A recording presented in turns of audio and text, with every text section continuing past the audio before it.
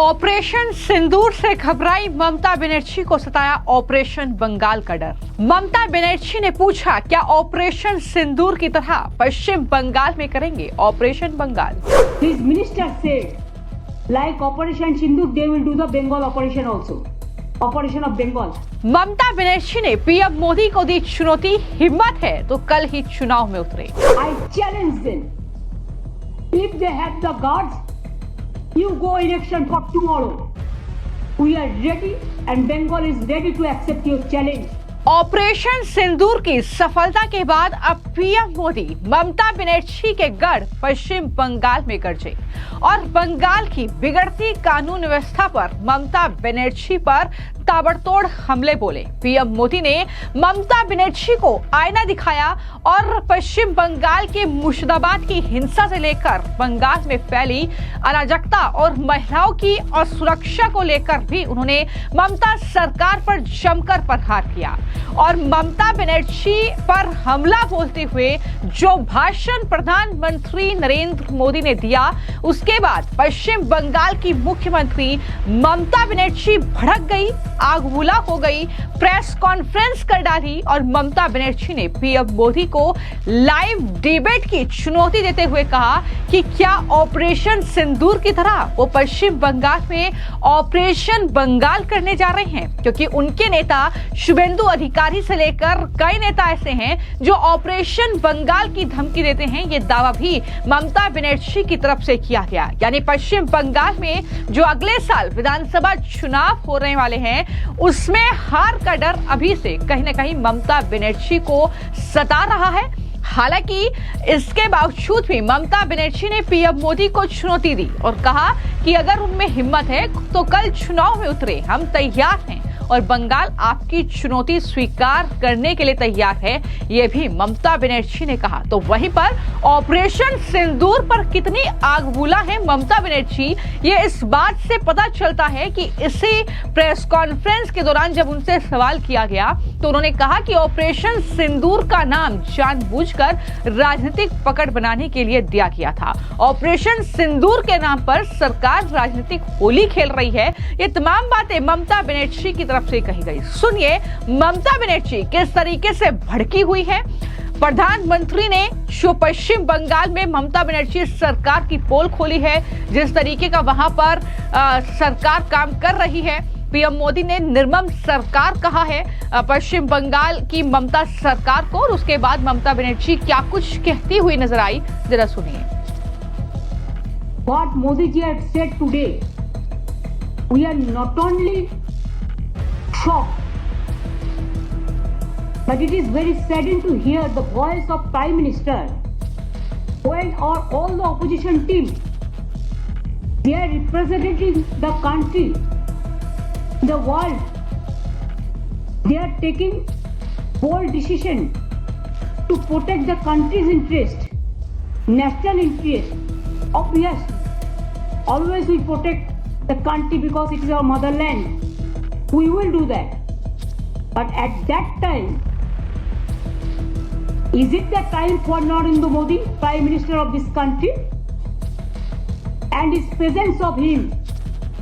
His minister said, like Operation Sindoor, they will do the Bengal operation also. Operation of Bengal. I challenge them. If they have the guards, you go election for tomorrow. We are ready and Bengal is ready to accept your challenge. But please remember, time is a factor. You must remember the timing. Our representative, Abhishek Banerjee, is also in the team. And he is shouting his voice every day against the terrorism. And at that time, Mr. Modi ji, not as a prime minister, you are as a prime minister, as a BJP president, you are criticizing the government, which government is giving you full support, defending the country like anything, and you are accusing the government.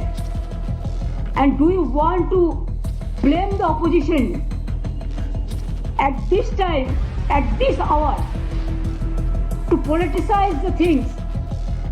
Just as a BJP leader, BJP Dhumla party, Some people are saying, this is not I am saying, that Hopping Duffing Duggins party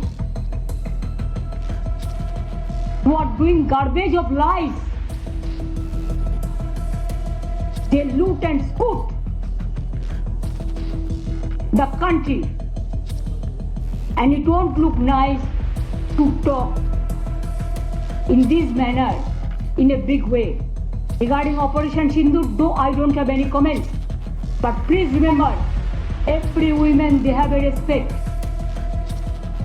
They take Sindoor from their husband.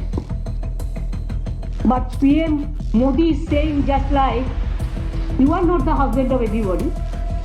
Why you are not giving Sindoor to your Mrs. first? Sorry to say, I should not go into all this matter, but you compel us. You compel us in the name of Operation Sindoor, the Bengal operation. That's why you compel us to open our mouth. तो ममता बनर्जी को आपने सुना, जिन्होंने इस बात का भी जिक्र कर दिया कि दरअसल हमारे प्रतिनिधि अभिषेक बनर्जी भी विदेश गई प्रतिनिधि मंडल टीम में हैं और वो हर दिन आतंकवाद के खिलाफ, आतंक के खिलाफ बोल रहे हैं। उन्होंने प्रधानमंत्री पर हमला बोला और कहा कि इस समय विपक्ष को दोष देना चाहते हैं पीएम, ताकि बीजेपी जुमला पार्टी के नेता की तरह चीजों का राजनीतिकरण करे। ये तमाम बातें ममता बनर्जी की तरफ से कही गई, लेकिन ममता बनर्जी के इस पूरे बयान के बाद अब बीजेपी एक बार फिर से ममता बनर्जी पर हमलावर है। इसी कड़ी में बीजेपी के जो आईटी सेल के प्रमुख हैं अमित मालवीय, उनकी तरफ से पोस्ट किया गया और लिखा गया कि पश्चिम बंगाल की मुख्यमंत्री ममता बनर्जी ने पहलगाम में हुए आतंकवादी हमले और ऑपरेशन सिंदूर को, जिसने पाकिस्तान के आतंकी ढांचे को ध्वस्त कर दिया, महज एक छोटी घटना बताया। उन्होंने हमारी सेना की वीरता को कमतर आंकने की कोशिश की, कोई युद्ध नहीं हुआ था। ये तमाम बातें कही। कुछ समय पहले उनकी पार्टी के एक सांसद ने लापरवाही से टिप्पणी की थी कि 1 या 2 मिसाइलें इधर उधर हो सकती हैं। ममता बनर्जी ने पहले भी बालाकोट हवाई हमलों पर सवाल उठाए थे। ये सवाल लगातार अब बीजेपी ममता बनर्जी पर दाग रही है, लेकिन वहीं पर इस बात को लेकर भी ममता बनर्जी पर बीजेपी हमला बोल रही है कि दरअसल पाकिस्तानी समाचार चैनल खुलेआम इस बात की चर्चा करते हैं कि अगर मोदी सरकार पाकिस्तान के खिलाफ निर्णायक कार्रवाई करती है तो ममता बनर्जी पर भरोसा किया जा सकता है कि वो पाकिस्तान का पक्ष लेगी। ये वहां के मीडिया चैनल में इस बात की चर्चा होती है। तो कहीं ना कहीं इस तरीके से अब पश्चिम बंगाल में जो आने वाले वक्त में चुनाव है, एक तरीके से कह सकते हैं कि उसका जो ऋण है अब वो शुरू हो चुका है। जिस तरीके से प्रधानमंत्री ने वहां पर रैली की है और ये तमाम बातें वहां पर कही और ये भी कहा कि हमने पाकिस्तान में घुसकर स्ट्राइक की है। ये ऑपरेशन सिंदूर अभी भी जारी है।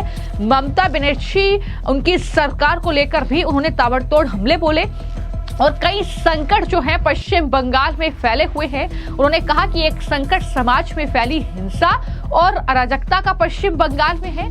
दूसरा संकट माताओं बहनों को असुरक्षा का संकट है, उसके साथ हो रहे जघन्य अपराधों का संकट है।